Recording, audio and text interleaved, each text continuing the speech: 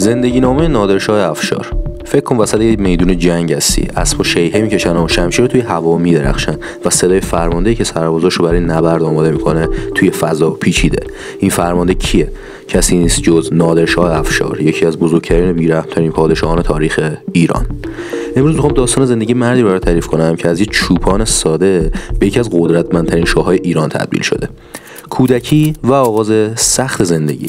نادر توی سال 1100 هجری قمری یعنی 1688 میلادی توی یه خانواده فقیر از قبیله افشار در خراسان به دنیا اومد. پدرش یه چوپون بود و نادر خیلی زود طعم سختی‌های زندگی رو چشید. وقتی بچه بودش پدرش رو از دست داد و همراه مادرش توی شرایط سخت زندگی میکرد. اما این سختی‌ها نادر رو قوی‌تر کرد. اون از همون کودکی نشون داد که یک روحیه جنگجو داره. میگن که وقتی نوجوان بودش به یک گروه از غارتگرای محلی پیوست و کم کم به خاطر شجاعت و هوشش بین اونا معروف شد. اولین قدم ها در قدرت. حالا بریم چند سال جلوتر. نادر دیگه چوپان ساده نبود، او یه جنگجوی ماهر شده بود که هر جا میرفت همه از شجاعتش صحبت میکردن. وقتی افغانستانی ها و ازبک ها به خراسان حمله کردن، نادر تصمیم گرفت وارد عمل بشه. او به شاه طهماسپ دوم پادشاه صفوی که اون موقع خیلی ضعیف شده بود کمک کرد تا دشمنان رو شکست بده. اینجا بودش که نادر برای اولین بار توی صحنه سیاسی ایران دیده شد. خیلی زود اون فرمانده ارتش شاه طهماسپ شد و شروع به متحد کردن ایران کرد، بیرون راندن افغان‌ها و بازپسگیری ایران. توی همون دوران ایران توی وضعیت خیلی بدی بودش. افغان‌ها صفویان رو شکست داده بودن و بخش زیادی از ایران تحت اشغالشون بود، اما نادر نمی‌خواست این وضعیت ادامه پیدا کنه. اون یه ارتش قوی تشکیل داد و توی یه سری جنگ‌های نفسگیر افغان‌ها رو از ایران بیرون کرد. میگن که توی این جنگ‌ها نادر نه تنها یه فرمانده عالی بود، بلکه خودش هم مثل سرباز عادی می‌جنگید. این باعث می‌شد که سربازاش براش جون بدن.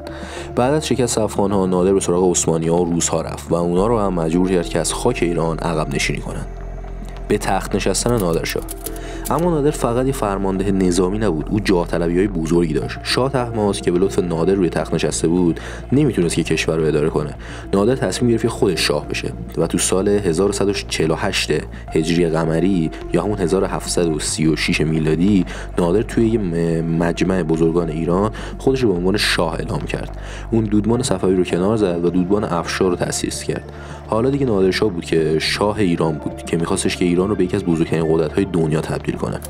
فتح هندوستان. حالا بریم به یکی از معروف‌ترین قسمت‌های زندگی نادرشاه، حمله به هند. تو سال 1739 میلادی نادرشاه با یه ارتش بزرگ به هند حمله کرد. توی نبرد کورنال اون ارتش هند رو شکست داد و وارد دهلی شد. تصور کن یه شهر بزرگ پر از طلا و جواهرات. نادر نه تنها هند رو فتح کرد بلکه ثروت عظیمی رو هم با خودش به ایران آورد. مشهورترین این جواهرات الماس کوهنور و تخت طاووس بود. میگن که نادر بعد از این فتح به یکی از ثروتمندترین مردان دنیا تبدیل شد. دوران تاریک و بیرحمی‌های نادرشاه. اما قدرت و ثروت همیشه یه روی تاریک هم داره. بعد از بازگشت به ایران نادر کم کم تبدیل به یک حاکم بیرحم و سختگیر شد. اون دیگه به کسی اعتماد نداشت و هر کسی که بهش شک می‌کرد مجازات می‌کرد. میگن که نادر حتی به اعضای خانواده خودش هم رحم نکرد. اون پسر بزرگش رو کور کرد و خیلی از نزدیکانش رو کشت. این بیرحمی‌ها باعث شده بود که مردم کم کم ازش فاصله بگیرن. مرگ نادرشاه. حالا بریم به پایان داستان. تو سال 1160 هجری قمری یا همون 1747 میلادی نادرشاه توی یکی از کمپ‌های نظامیش توی خراسان به دست چند نفر از فرمانده‌های خودش ترور میشه. میگن که اون شب نادر به شدت خسته و تنها بود. فرمانده‌هاش که از بیرحمی‌هاش خسته شده بودن تصمیم گرفتن به زندگیش پایان بدن. نادر که روزی یه چوپون ساده بود بعد از تبدیل شدن به بزرگترین شاه ایران اینطوری به زندگی خودش پایان داد. میراث نادرشاه. اما نادرشاه فقط یه شاه بیرحم نبود، اون ایران رو از این وضعیت آشفته نجات داد. مرزهای کشور رو گسترش داد و دشمنان ایران رو شکست داد. با این حال بیرحمی‌ها و تصمیم‌های اشتباهش باعث شد که بعد از مرگش ایران دوباره توی هرج و مرج فرو بره. نادرشاه مرد افسانه‌ای توی تاریخ ایرانه، مردی که نشون داد با شجاعت و تلاش حتی از سخت‌ترین شرایط هم میشه به قله رسید. اما این هم یه درس بزرگه که قدرت بدون عدالت همیشه به سقوط منجر میشه.